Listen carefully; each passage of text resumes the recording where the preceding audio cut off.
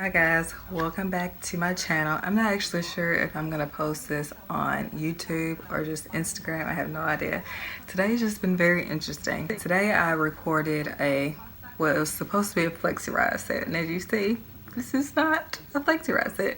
So if you want to see the video of how I failed this, then stay tuned and subscribe to my YouTube channel. It should be on there. I think, I don't know. It's such a hot mess, child. Last week, I asked you guys to ask me some questions, natural hair questions, just anything, and I'm going to deliver it for you guys today. I get asked, how do you keep your hair moisturized?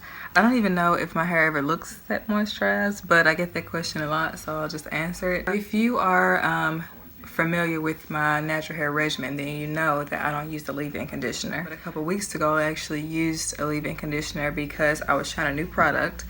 And one of my followers sent me a message and said that she tried the product, but her hair came out crunchy, and the only way that it didn't come out crunchy was to use the leave-in conditioner. So I ended up going into my handy dandy stash, which is too many products.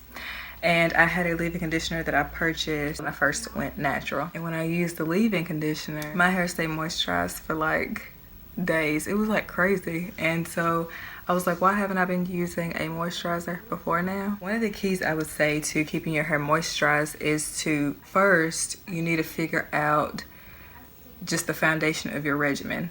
You need to figure out if the shampoo that you're using is moisturizing your hair or if it's drying it out. Another key that I would say to keeping your hair moisturized is deep condition regularly. That's the foundation to making sure that you have moisture. Or to maintain that moisture, I would say use the lock method. So the lock method is leave-in conditioner, oil, and cream.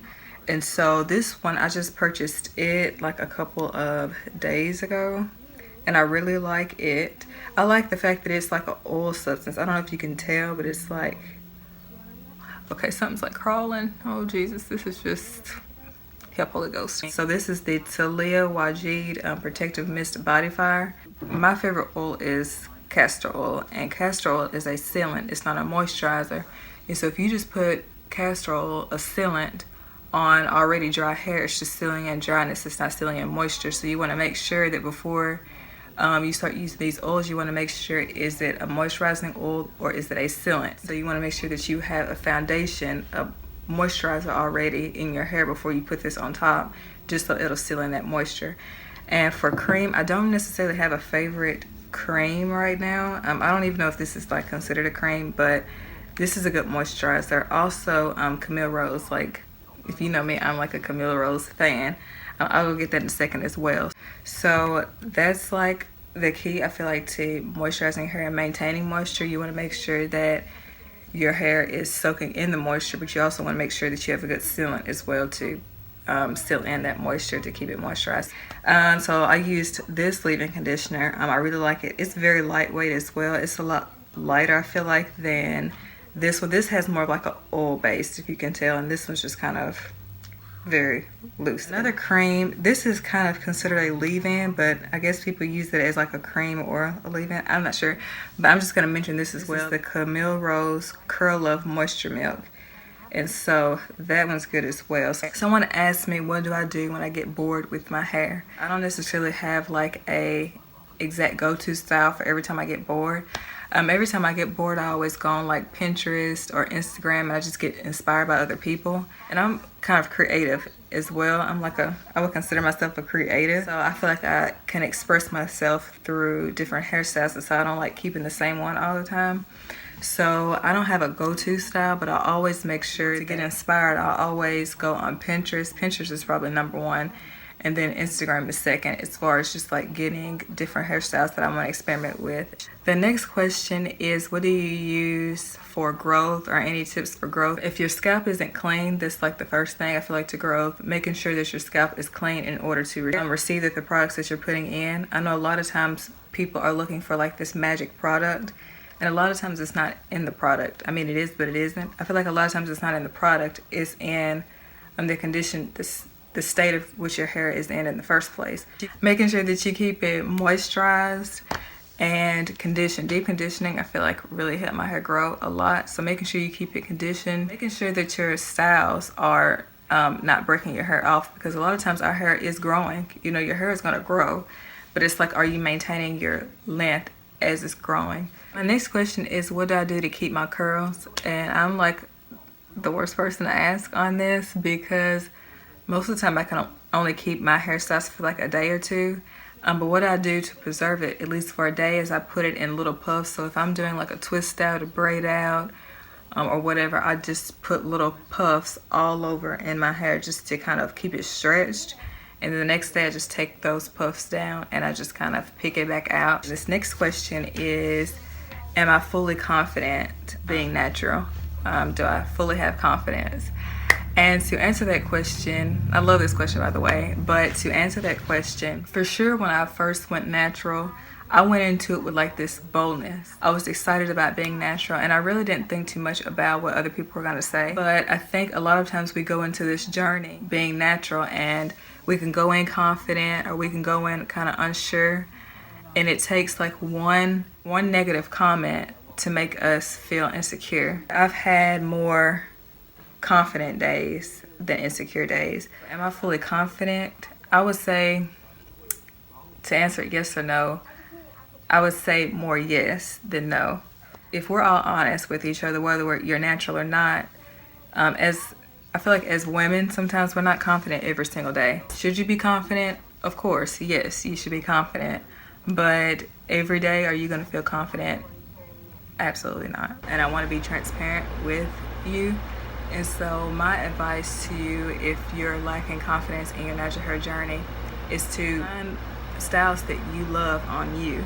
I think that's like the key to everything, because if you feel good about the way that your hair looks, if you're confident, other people are gonna see that. And one key to really just helping me build confidence up in my natural hair journey was following other women that had the same hair texture as me.